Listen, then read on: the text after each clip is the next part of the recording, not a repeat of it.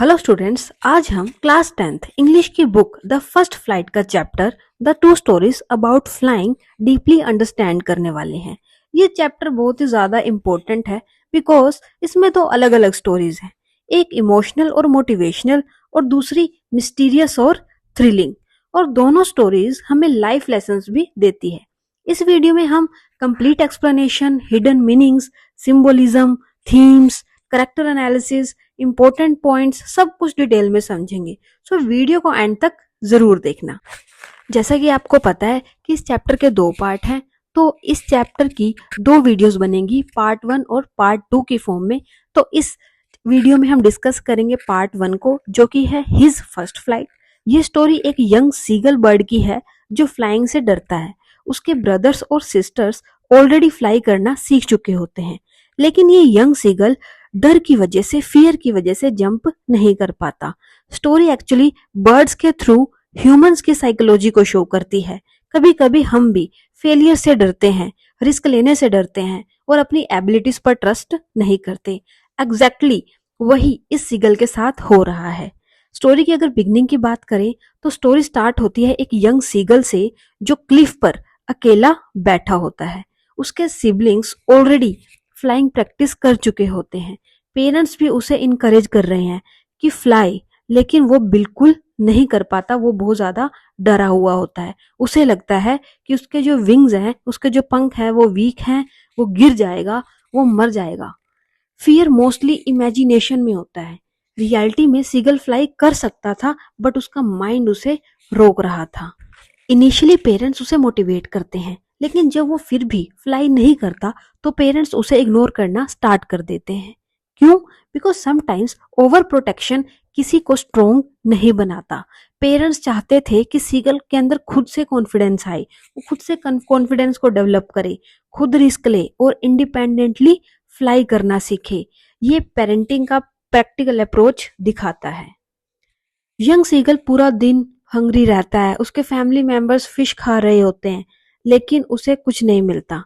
यहाँ हंगर एक important role play करता है, बिकॉज हंगर उसे कंफर्ट जोन से बाहर निकलने पर फोर्स करती है। लाइफ में भी समटाइम्स डिफिकल्टीज ही हमें ग्रो करने पर फोर्स करती हैं। अब मदर एक ट्रिक यूज करती है। अब स्टोरी का टर्निंग पॉइंट यहाँ पर आता है। मदर सीगल एक फिश लेकर उसके पास आती है।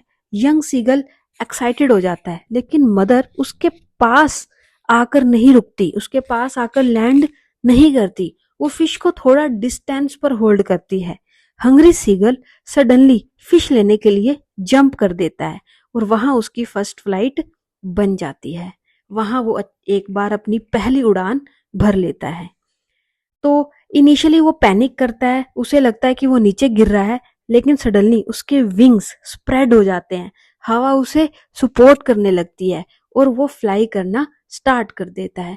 यहाँ एक पावरफुल मैसेज दिया गया है। कॉन्फिडेंस एक्शन लेने के बाद आता है, पहले नहीं। अगर वो जंप ही नहीं करता तो कभी फ्लाई कर ही नहीं पाता।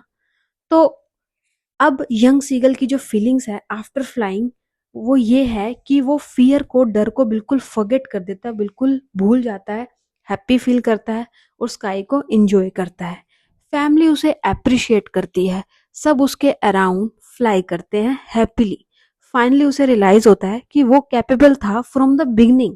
पर प्रॉब्लम उसके विंग्स में नहीं थी, प्रॉब्लम थी उसके माइंड में। तो ये सिर्फ बर्ड स्टोरी नहीं है, ये हर एक स्टूडेंट और हर एक ह्यूमन की स्टोरी है। कभी कभी एग्जाम का फियर, फेलियर का फियर, पब्लिक पब्लिक स्पीकिंग का फियर, न्यू थिंग्स ट्राई ना कर पाने का फियर हमें रोकता है। लेकिन once we take the first step, fear automatically कम हो जाता है।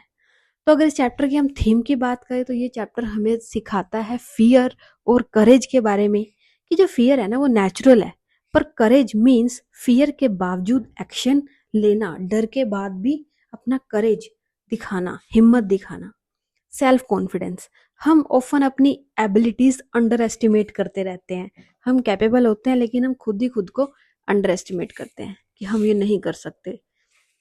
इम्पोर्टेंस ऑफ फर्स्ट स्टेप, ये chapter importance of first step के बारे में बताता है कि सक्सेस की बिगनिंग एक स्मॉल रिस्क लेने से ही होती है। ना फोर्थ दिखाता है फैमिली सपोर्ट, कि पेरेंट्स इनडायरेक्टली उसके ग्रोथ में हेल्प करते हैं। तो अगर हम करेक्टर की बात करें यंग सीगल के, तो वो बहुत ज़्यादा फियरफुल था। इनिशियली वो एक्सट्रीमली स्केयर्ड था, डरा हुआ था, इनसिक्योर था, उसे अपने विंग्स पर ट्रस्ट नहीं था, सेंसिटिव था, वो लोनलीनेस और हंगर डीपली फील करता था। इन द एंड तो वो फियर को डिफीट कर देता है। और अगर मोरल की बात करें इस चैप्टर की, तो इस चैप्टर का जो मोरल है वो ये है कि फियर को फेस करो, सेल्फ कॉन्फिडेंस को डेवलप करो, और रिस्क लिए बिना सक्सेस पॉसिबल नहीं है। फर्स्ट स्टेप सबसे डिफिकल्ट होता है। इस चैप्टर का पार्ट 2 भी चैनल पर अवेलेबल है। Go and visit and learn about the second part, the black aeroplane. And अगर आपको एक्सप्लेनेशन अच्छी लगी है, so please do like, share and comment. Until then, keep learning.